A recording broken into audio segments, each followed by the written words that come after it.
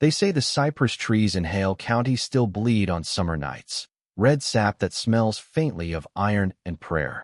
In 1847, 3 families disappeared from a plantation outside Greensboro, Alabama. Their homes stood open to the wind, meals left unfinished, lamps still flickering on mantels. There was no struggle, no trail of escape, only a torn headscarf, caught on a splintered doorframe and stained deep crimson. The sheriff's men found nothing else. No bodies, no answers, and within a week, no one in town dared speak the name they all suspected. Evelina. No record lists her birth. No ledger marks her as property. But for years before the disappearances, whispers surrounded her. A woman enslaved yet untouchable, her face so haunting that men forgot their vows and women refused to look her in the eye. Some called her cursed, others called her divine. Her story lived only in fragments, in sermons warning against lust, in faded letters from trembling wives, and in graves that bore no names. What began as one family's shame became a regional secret, a ghost threaded through generations of silence. This is not the story of a haunting. It is the story of contagion, of how desire, guilt, and power can spread through bloodlines until every prayer turns into confession. Before the disappearances, there was a night everyone in Greensboro remembered, the night the Caldwell mansion burned. The fire began in the East Wing, in the room of Margaret Caldwell, the master's only daughter. The house staff claimed she screamed a single name before the flames took her, Evelina. Margaret had been 19. She was described in newspapers as graceful, educated, and unblemished by scandal. But behind those whitewashed words hid a sickness the family could never speak of. For months before her death, Margaret had been waking with bruises she could not explain, hair singed as if touched by lightning, sheets wet with soot. Her mother insisted it was madness. Her father, Colonel Caldwell, called for priests, doctors, and finally, silence. The slaves were forbidden to speak her name aloud. And yet, they said that every night, Evelina was seen standing beneath Margaret's window, unmoving, her eyes catching the moonlight like glass. After the fire, they found no trace of Margaret's body, only ash and a single pearl earring melted into the bed frame. Evelina was gone by dawn. The colonel, broken and half-mad, offered a reward for her capture. But the sheriff never found her. The townspeople said the fire did not consume Margaret. It freed her, and that Evelina's touch had carried something more dangerous than sin. It had carried knowledge. 3 weeks after the Caldwell fire, a man named Silas Dorn, the plantation overseer, swore he'd seen Evelina walking through the cane fields at dawn. Her clothes were torn, her feet bare, her face streaked with ash and something darker. He said she moved without sound, and when he called her name, she turned slowly, smiled, and whispered, "You can't hang what's already dead." Silas told no one at first, but fear makes men foolish. By nightfall, he gathered 4 others and set out with rope, lanterns, and rifles. They found her near the river, standing by the old baptizing tree, the one whose roots were said to drink blood from unmarked graves. They claimed she didn't resist. She let them tie her hands. She even helped them place the noose around her neck. But when they kicked the barrel away, the rope snapped like wet thread. Evelina fell to her knees, looked up, and said, "You'll swing before I do." By morning, Silas was gone. His horse wandered back to the stables, riderless, saddle drenched in river water. Days later, they found him downstream, eyes open, mouth full of mud. The sheriff called it an accident. But the others who had stood beside him that night, one died of fever, one disappeared, and the last went blind. The rope that failed to hang Evelina was buried under the church steps. For years afterward, anyone who touched it heard whispers beneath their feet. After Silas Dorn's death, Greensboro changed. It was as if the whole town made a silent pact, to look straight ahead, never behind. The sheriff stopped patrolling near the old Caldwell lands. The church boarded its eastern door. And when strangers asked about the fire, or the missing families, or the woman named Evelina, people simply said, "You must be mistaken. No such thing ever happened here." But the silence had cracks. Children whispered stories in the schoolyard, of a woman with no shadow who wandered the fields at dusk, of candles blowing out when her name was spoken, of letters that arrived at midnight, written in the handwriting of the dead. In the years that followed, New families moved into Greensboro. Merchants, lawyers, preachers, each warned quietly by the locals to never buy land near the river. They were told the soil was cursed. Livestock wouldn't breed there. Corn grew black. Yet every generation, someone forgot the warning. Someone built too close. And every time, tragedy followed. A drowned child, a fever, a fire that started without spark. The pattern was too clear to ignore, but the town pretended not to see. Because to see meant to believe that Evelina had never been caught, never punished, never buried. That she was still here, moving through their bloodlines, wearing new faces, whispering through the branches of the same cypress trees that watched it all.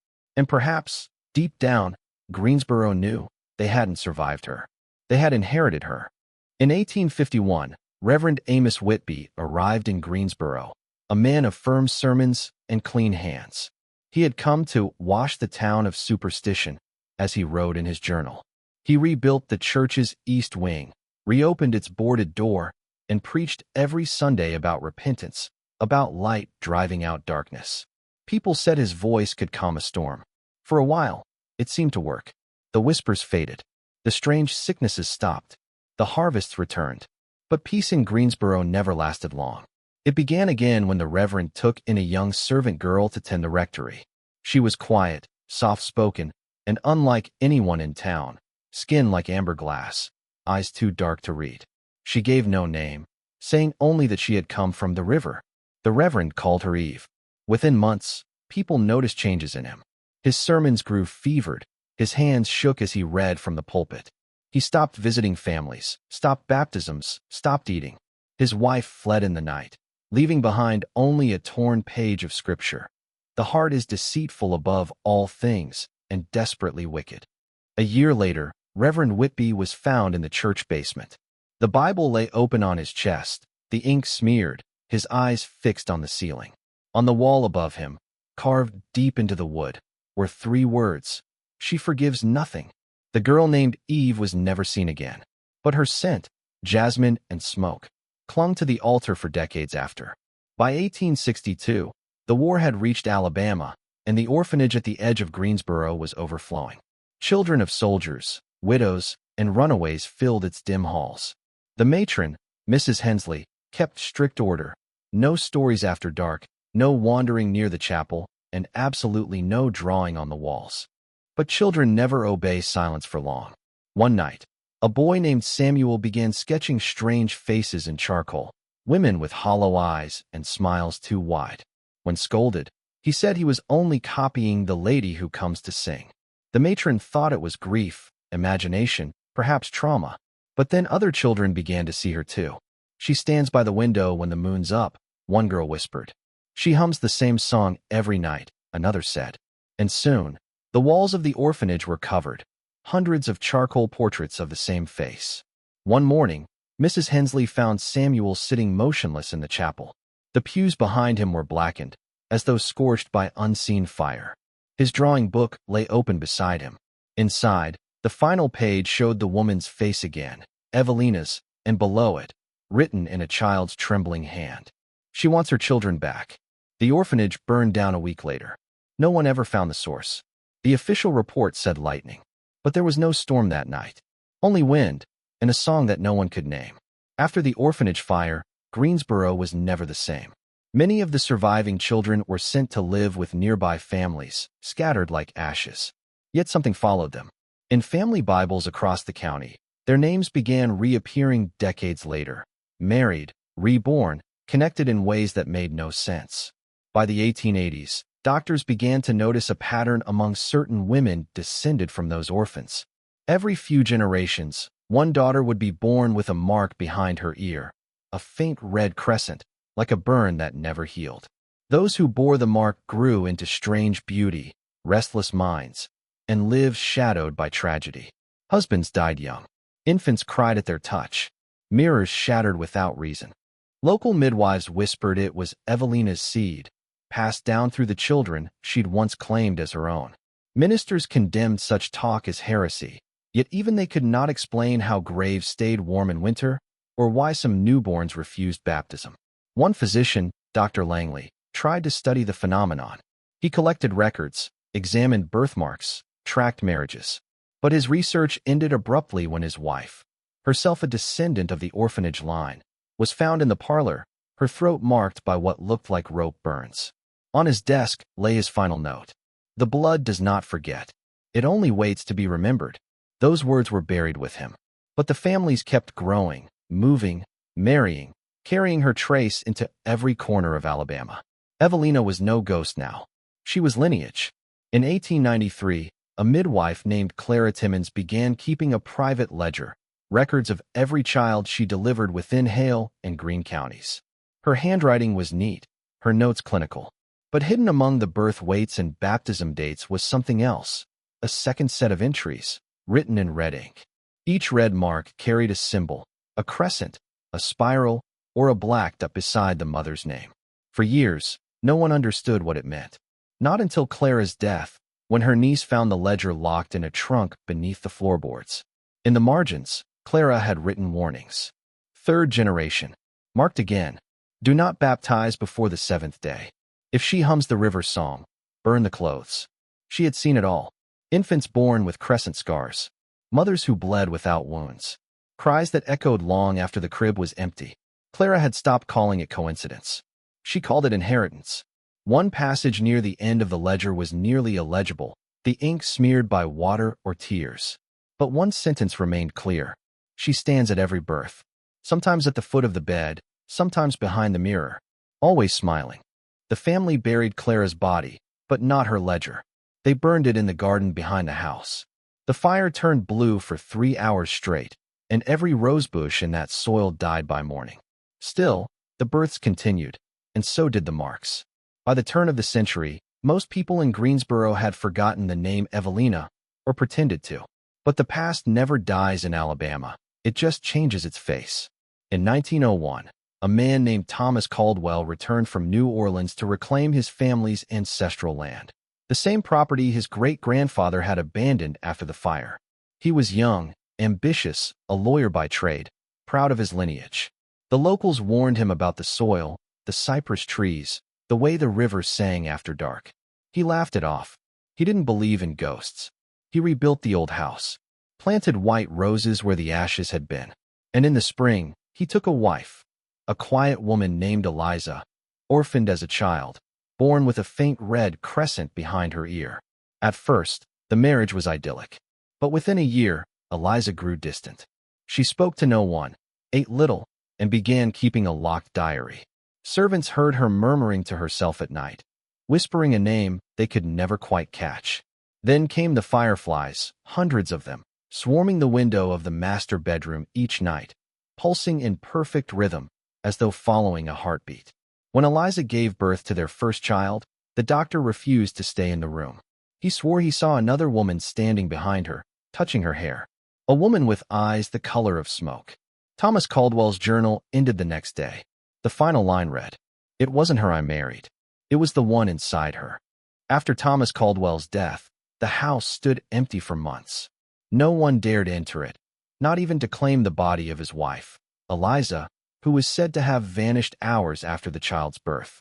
Neighbors spoke of strange lights flickering behind the shutters, of windows opening on their own. Some claimed to hear crying from the nursery, though the wind was silent.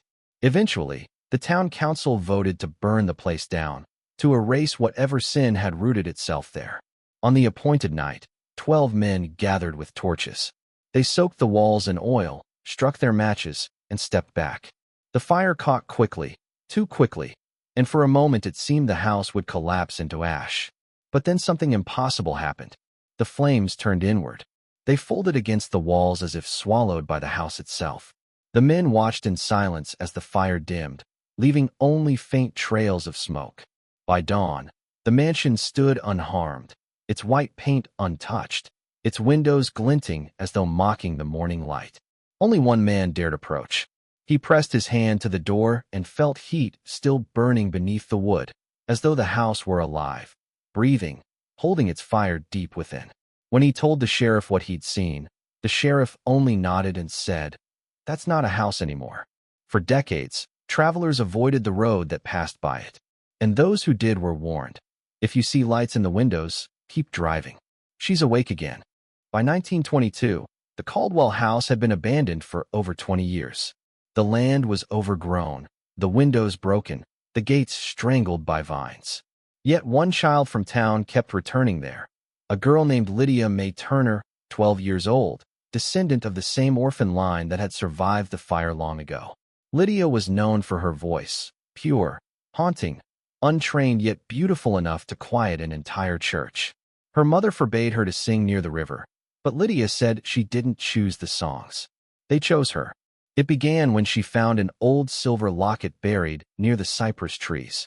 Inside was a faded portrait of a woman whose eyes seemed alive beneath the glass. That night, Lydia dreamed of standing in a burning room, singing a hymn she'd never heard before. The next morning, she could hum the entire melody perfectly. The townspeople said her voice could make the sick sleep peacefully and the guilty weep without reason. But it frightened her mother. Once, after hearing Lydia sing in her sleep, she slapped the child and shouted, "Stop calling her." No one knew who her was until Lydia vanished one stormy night. The next day, they found her locket hanging on the Caldwell gate, still warm to the touch. Months later, children near the river began singing her song without knowing how they knew it. And the oldest residents whispered, trembling, that Evelina had found her next mouthpiece. By 1928, whispers about the Caldwell estate had reached the county records office. Too many disappearances, too many missing persons filed within a mile of the old house. Sheriff John Merritt, a pragmatic man who believed in evidence, not legends, decided to reopen the case that had haunted Greensboro for nearly a century. He began with the property deeds, layer after layer of forged signatures, erased names, and gaps that spanned generations. The earliest document he uncovered bore a strange signature at the bottom, E. Caldwell, written in a looping, elegant hand. The date, 1847, the same year of the first fire.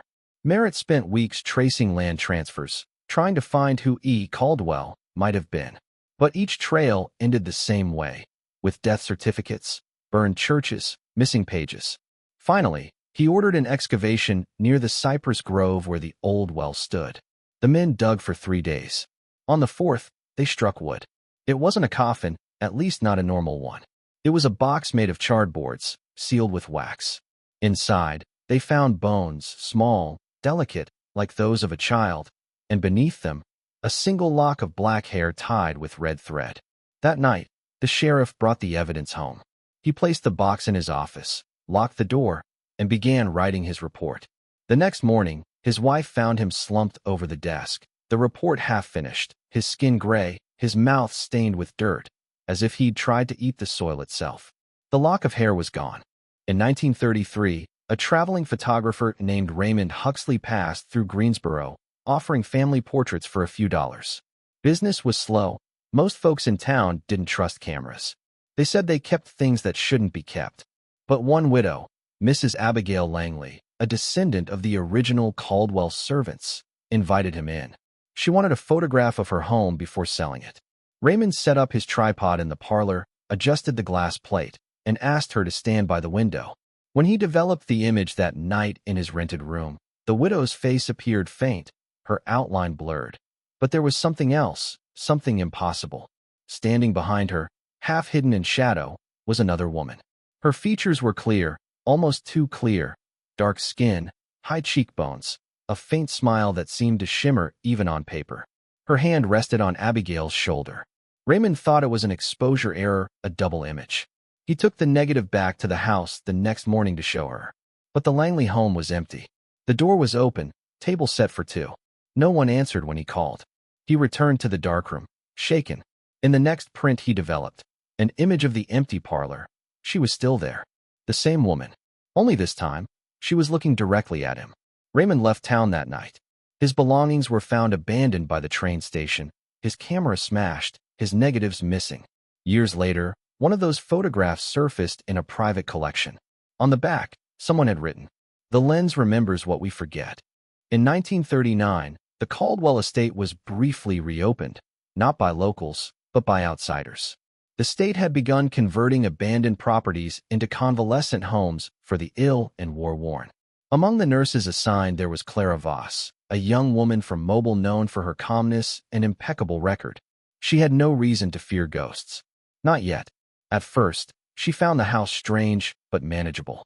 It was quiet, cool even in summer, and the air smelled faintly of roses. Patients slept peacefully, some claiming they hadn't dreamed in years until arriving there. But after 3 weeks, Clara began to notice things. Patients murmuring the same name in their sleep, their hands tracing crescent shapes on the bedsheets. One elderly woman woke screaming one night, clutching Clara's arm. "You have her eyes," she whispered. "Don't let her in." The woman died before morning. When Clara tried to leave, her car refused to start. The phone lines were dead. The other nurses claimed they hadn't seen her name on the roster at all. She was not listed in any official ledger, almost as if she'd never been assigned there. That final week, she kept a diary. The last entry read, "I see her in the mirrors now.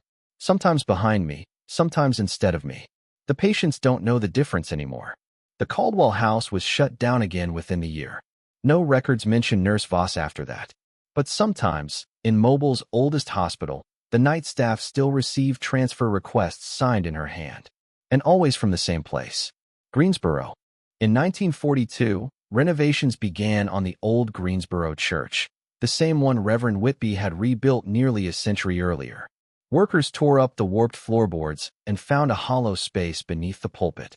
Inside lay a leather-bound Bible, its cover split and pages stiff with age. Between those pages were 7 letters, folded neatly, sealed with wax the color of dried blood.